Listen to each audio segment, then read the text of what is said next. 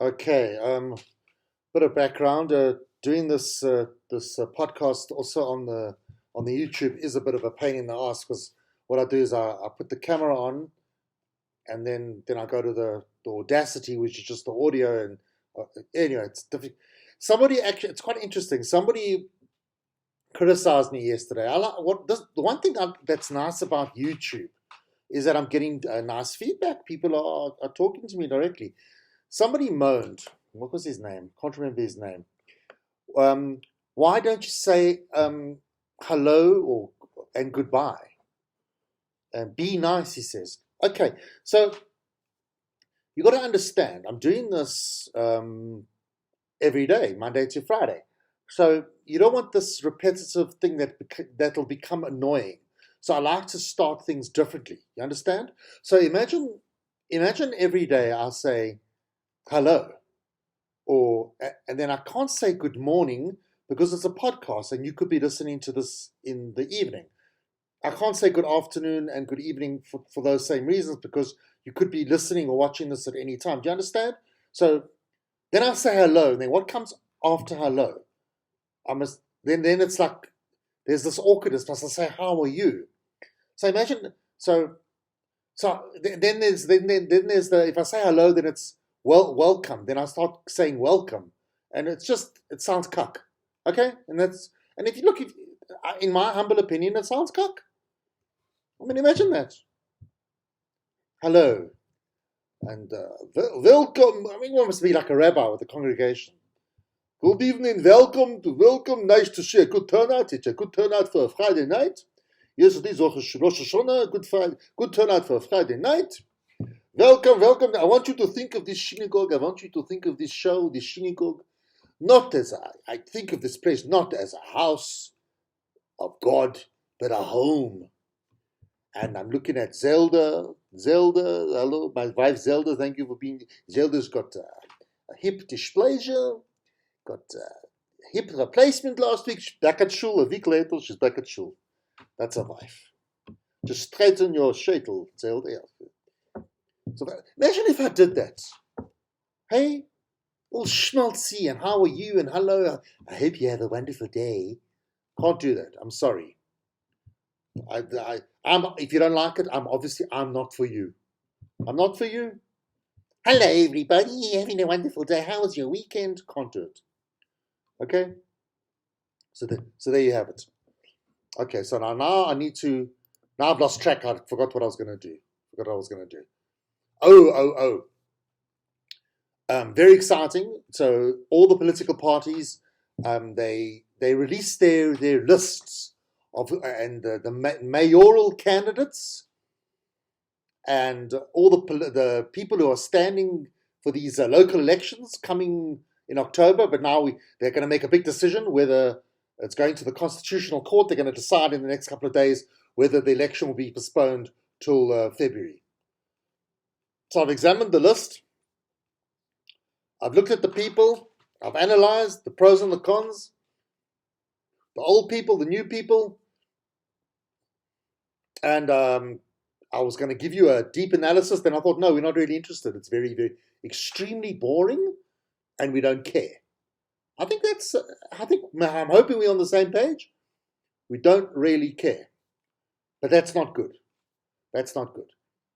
Even if you don't care, I think if there are elections in October this year or February next year, just go and vote. Times have changed. I think we're moving. I don't know. I live in a predominantly white kind of area, mainly white people, and I'm seeing these right-wing posters. I never saw these right-wing posters before. I'm driving around and I'm going for my little run, and what did the one poster? I got a Freedom Front poster around the corner from my house. I never thought I'd see the day. Freedom Front. It started slowly. It was NP, PFP. Then the Democratic Alliance arrived with their signs. Now I got the Freedom Front. And what does that one say? I can't even, it's obviously not a very good poster because now I can't remember what it said. Maybe I was distracted. Maybe I saw Freedom Front. I just froze out of shock and I didn't want to didn't look at anything else, I suppose.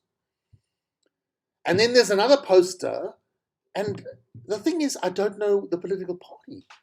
It's one of these new parties. It's one of these new parties. It's either Musi Maimani's party.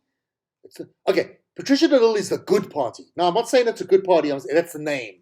I mean, come up with a better name. Patricia, you could do better, Patricia. She calls her party the good party.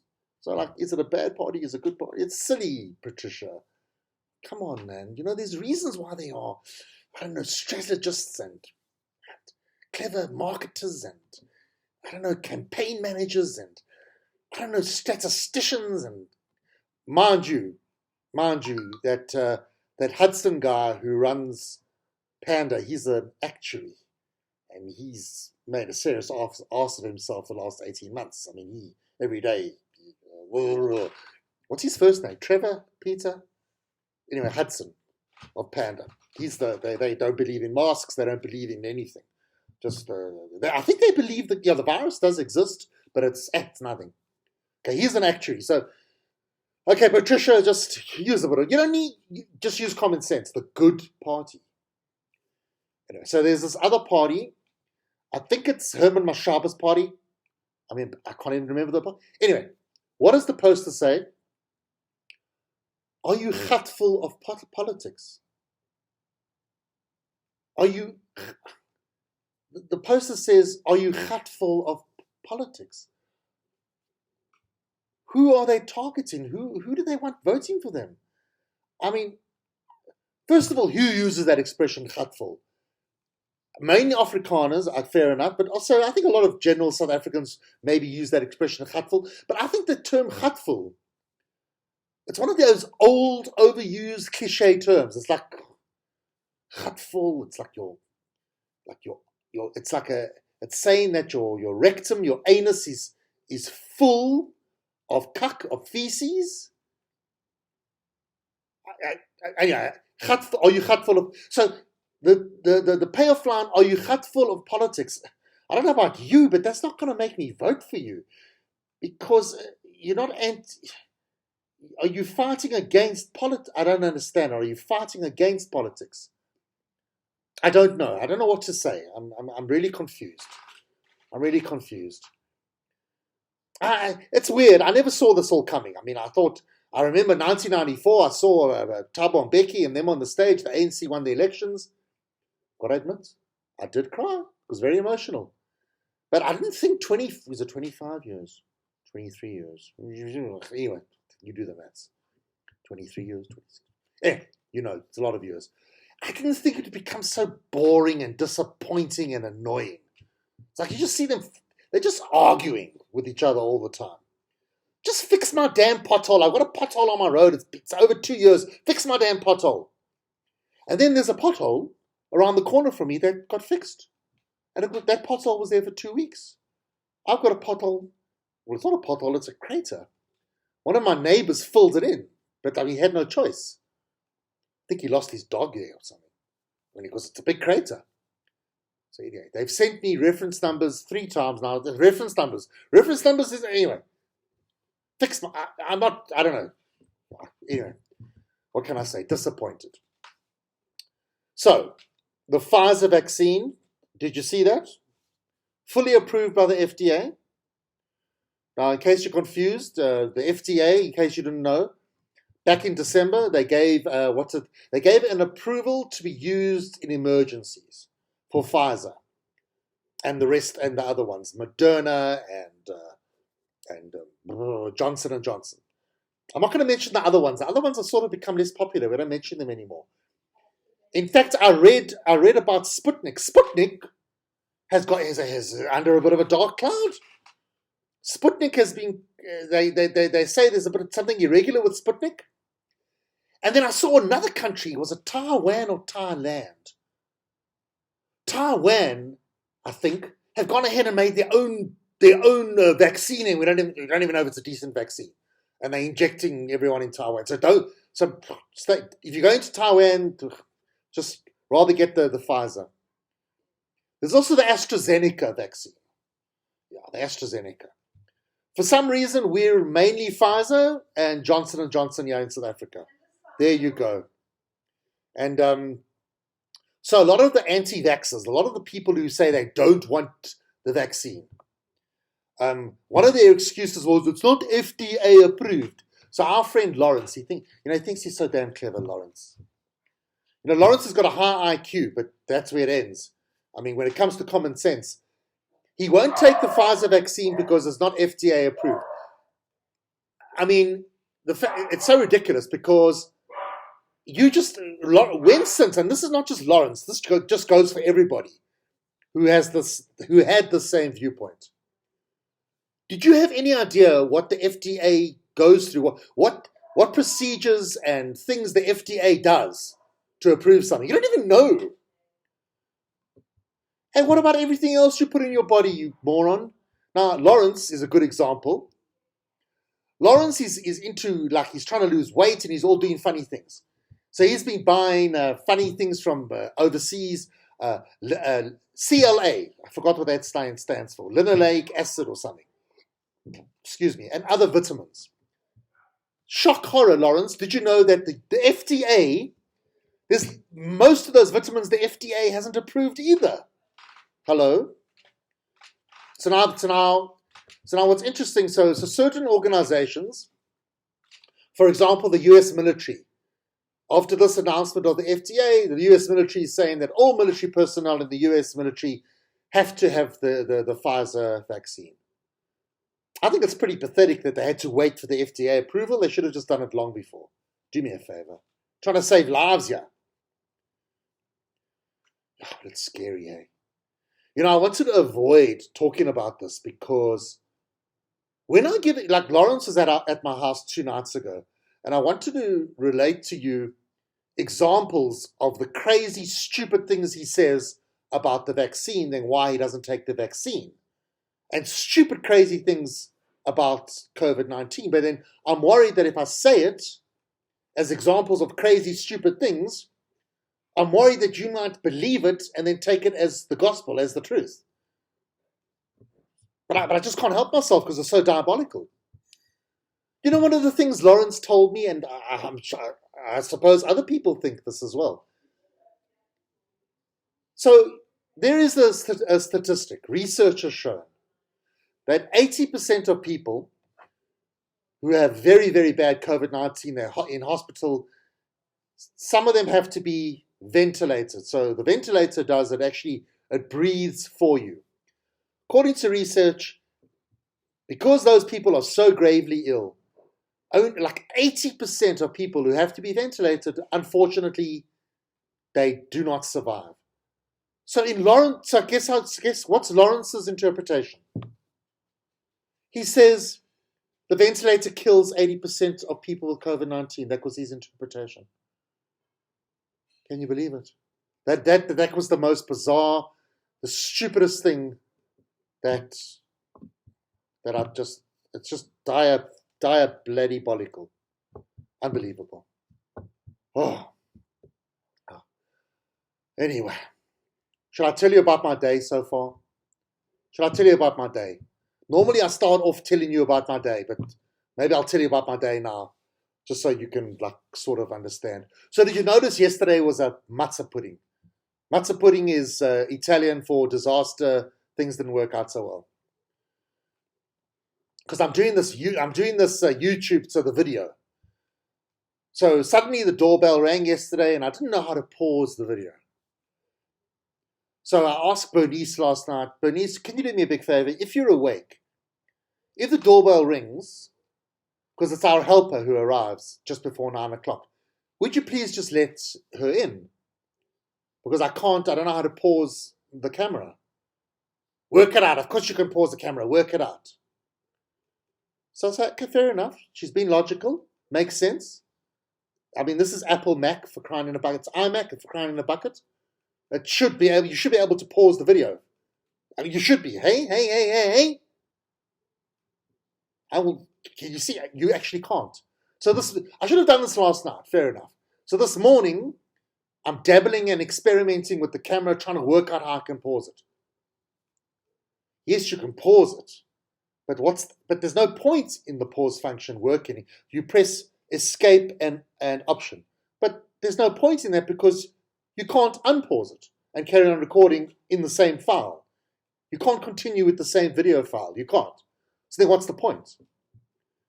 So I went to YouTube, I went on Google, I went on YouTube, I did some investigation.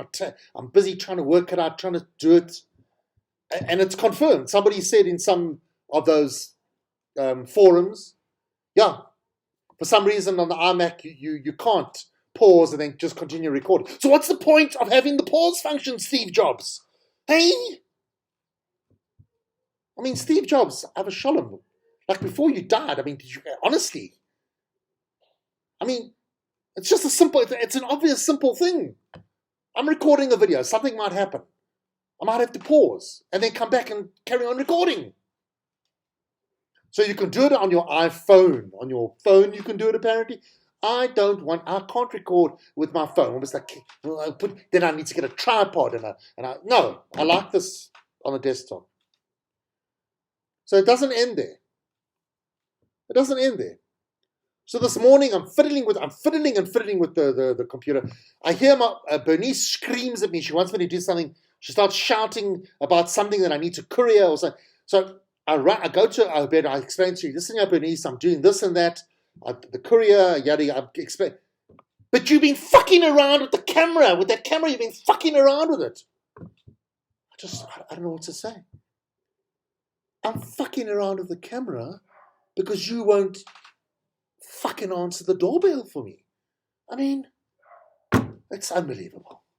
Oh, so that's what I'm dealing with. Boy. Oh, this is funny. Sticking with COVID, I like this story. Somebody just tweeted this. So he's got a friend who's a doctor who works in ICU. This is somewhere in America. So this is a true thing. Listen to this. Got a text from an ICU doctor friend yesterday about a patient that he pronounced, which is pronounced as in died, in South Florida. This patient refused all treatment for COVID, signed a do not resuscitate order, and died. He actually died, saying that COVID was a lie. And then the last line, that level of dedication is ... something. I mean, is that not dedication to your cause? Because you hear most people who don't get the vaccine and they're dying, their last words are, I wish I took the vaccine. And then they're dead. This person died saying there is no such thing. So the question is, what did he think he was dying of? What did he think he was dying of? That is the question. Speaking of dying of, shock horror, I'm sure you're very shocked. Former President Jacob Zuma's doctors, they missed the deadline to hand over the report on Jacob Zuma's medical condition, to his report on fitness to stand trial, in this case the unfitness to stand trial. They missed the deadline. I mean, how is that? You're a doctor, you just take out your script, you do a little scribble in your horrible writing. Maybe they don't do that. Maybe there's an actual special form that you fit. The doctors didn't do it. What is it? Because they haven't? Is it Dali and Porfu's fault? Is it Dali's fault that because the doctors hadn't briefed, Dali hadn't briefed the doctors? Okay, doctors, what are we going to come up with? What story are we coming up with? Why my client cannot attend court? We've got to come up with something. Knee replacement, you can still come in crutches.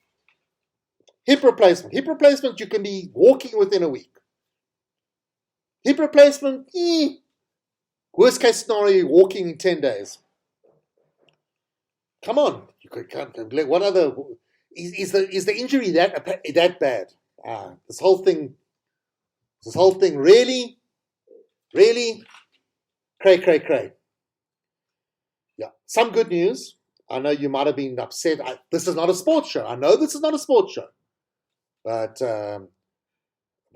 what was it? Sunday. Was it Sunday or last week? Also, the rugby matches, the Springbok matches against the All Blacks and Australia they said cancelled at first, then they said postponed, then they said they're going to do what they can do. Good news this morning, the Rugby Championships is going to go ahead. All the matches are going to be played in Queensland, Australia. Isn't that wonderful? So that's a huge relief. The thing is, Australia, they're very strict with their lockdowns with COVID-19. I don't know if the stadiums might be empty. But those advertisers, they came up with you see the clever advertising? Instead of the seats, they have all the fantastic branding. I mean, you've got to hand it to these guys. They really do it very nicely. That's a positive. So we're back in the rugby. It's going to be very interesting because, South Africa's been playing this old Northern Transvaal 1986 type style rugby where they keep it in the forwards and they pass the ball to Naas Botha and then Naas Botha kicks it all the time. In this case, the Springboks, the scrum half is kicking the ball all the time. If the scrum half doesn't kick the ball all the time, the fly half kicks it. Or they pass it down to the fly half, or pass it to the first centre. The first centre takes it forward. It's like pretty tight. Look, it works. It works. But here is the thing. Will it work? The All Blacks. And I watched a video of John Robbie's. John Robbie did a very good video. I watched it. I even liked it. Well done, John Robbie. He pointed something out. He said, disappointed that the South Africans didn't let it loose a bit. And he's right. Because when they play against the All Blacks and Australia, they've got to let loose a bit. They can't just stick to that what's the strategy? They've got to be, you can't just stick to the same strategy. I mean, I maintain, look, it did work at the World Cup. But that was 2 years ago. Australia and New Zealand they've maybe learned how to counter that type of thing. You've got to be diverse. You've got to adapt and change.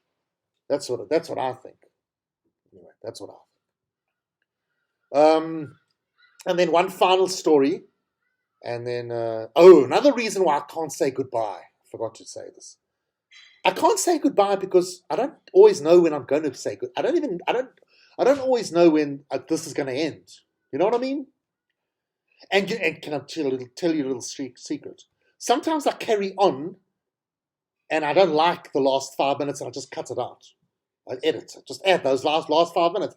Horrible, boring. So I cut it out. That's another reason why I don't say goodbye. So hello, goodbye. Don't do it. Passé. Tanzania's first female president, Samia Suluhu, or Suluhu. Is it a Suluhu? Suluhu. Suluhu. Samia Suluhu Hassan. She's been criticized for saying that female footballers have flat chests and are unattractive for marriage. Now, this is Tanzania's first female president. So you would think she's all for women's rights and she's a little bit of a feminist and she's not so narrow-minded and she's not that conservative and she's into supporting women. She said female footballers have flat chests and are unattractive for marriage. Now, that is so laughable on so many different levels. Do I even need to get into it? I don't need to get into it, do I? Okay, I'll get into it briefly. First of all, if you're unattractive for marriage, so, who says everybody must get married? First of all. Second of all, you could be in a relationship. If you're a woman, you could be in a relationship with a man or a woman. You don't necessarily have to be married. You could be a couple. So marriage is not compulsory. I mean, look at your levels of divorce. Your high rate, mind you, maybe in Tanzania there's not a high rate of divorce. Maybe divorce is frowned upon. Well, with your new president, Samia Suluhu Hassan, maybe she's banned or she discourages divorce. I don't know. Now let's talk about flat chests. Yeah. Let's just deal with this. Let's deal with is it the elephant in the room? No. The flat chest in the room. Most of these footballers, they very fit, highly trained athletes.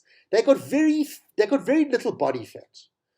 A lot of women, maybe 90% of women, I stand corrected. The breasts, when they lose weight, they lose it in the breasts. Most of your breasts is fat tissue. So if you're this thin, you will be, a lot of the time, you will be flat-chested. If you look at female tennis players, yes, a lot of them are not flat-chested, but yes, they're good athletes, but they're not. I'm sorry to say this, but the footballers and the track athletes, they're a lot. I think they're a lot fitter and a lot stronger than some of the tennis players. I mean, if you just watch the recent Olympics, I mean, how many women did you see on the track who had bosoms? No.